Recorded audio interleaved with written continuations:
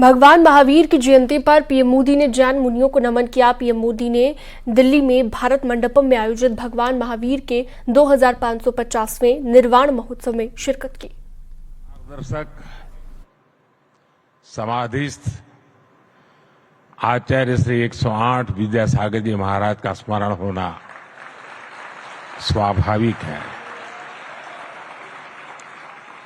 पिछले ही वर्ष छत्तीसगढ़ के चंद्रागिरी मंदिर में मुझे उनका सानिध्य मिला था। उनका भौतिक शरीर भले ही हमारे बीच नहीं है, लेकिन उनके आशीर्वाद जरूर हमारे साथ है। साथियों, भगवान महावीर का ये 2550वां निर्वाण महोत्सव हजारों वर्ष का एक दुर्लभ अवसर है। ऐसे अवसर स्वाभाविक रूप से कई विशेष संयोगों को भी जोड़ते हैं। ये वो समय है जब भारत अमृत काल की शुरुआती दौर में है। देश आजादी के शताब्दी वर्ष को स्वर्णिम शताब्दी बनाने के लिए काम कर रहा है। इस साल हमारे संविधान को भी 75 वर्ष होने जा रहे हैं। इसी समय देश में एक बड़ा लोकतांत्रिक उत्सव भी चल रहा है। देश का विश्वास है कि यहीं से भविष्य की नई यात्रा शुरू होगी।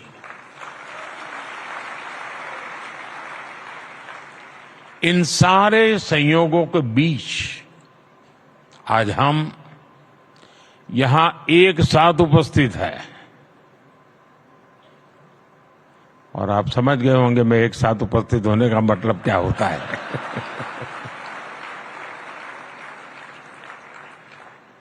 मेरा आप लोगों से जुड़ाव बहुत पुराना है।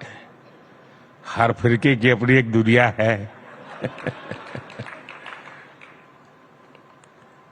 भाई और बहनों, देश के लिए अमृतकाल का विचार ये केवल एक बड़ा संकल्प ही ऐसा नहीं है। ये भारत की वो आध्यात्मिक प्रेरणा है जो हमें अमरता और शाश्वतता को जीना सिखाती है।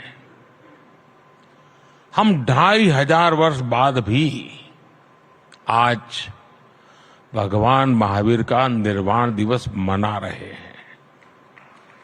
और हम ये जानते हैं कि आगे भी कई हजार वर्ष बाद भी ये देश भगवान महावीर से जुड़े ऐसे उत्सव मनाता रहेगा।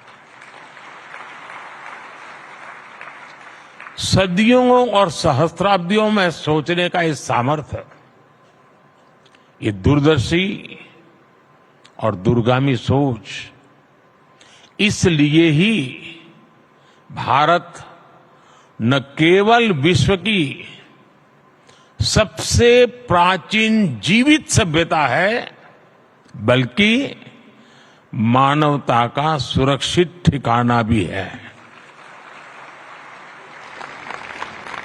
ये भारत ही है जो स्वयं के लिए नहीं, सर्वम के लिए सोचता है। ये भारत ही है जो स्व की नहीं, सर्वस्व की भावना करता है। ये भारत ही है जो अहम नहीं, वयम की सोचता है। ये भारत ही नहीं जो इति नहीं, अपरिमित में विश्वास करता है।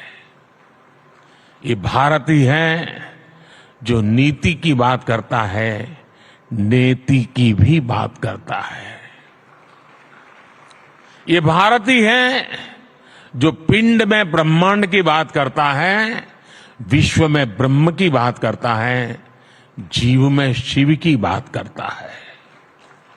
साथियों, हर युग में जरूरत के मुताबिक नए विचार आते हैं, लेकिन जब विचारों में ठहराव आ जाता है तो विचार वाद में बदल जाते हैं और वाद विवाद में बदल जाते हैं। लेकिन जब विवाद से अमृत निकलता है और अमृत के सहारे चलते हैं तो हम नवसर्जन की तरफ आगे बढ़ते हैं। लेकिन अगर विवाद में से विष निकलता है तो हम हर पल विनाश के बीज बोते हैं। 75 साल तक आजादी के बाद हमने वाद किया, विवाद किया, संवाद किया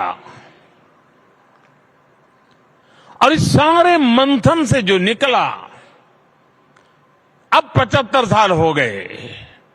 अब हम सबका दायित्व है कि हम उससे निकले हुए अमृत को लेकर के चलें, विष से हम मुक्ति ले लें और इस अमृत काल को जी करके देखें।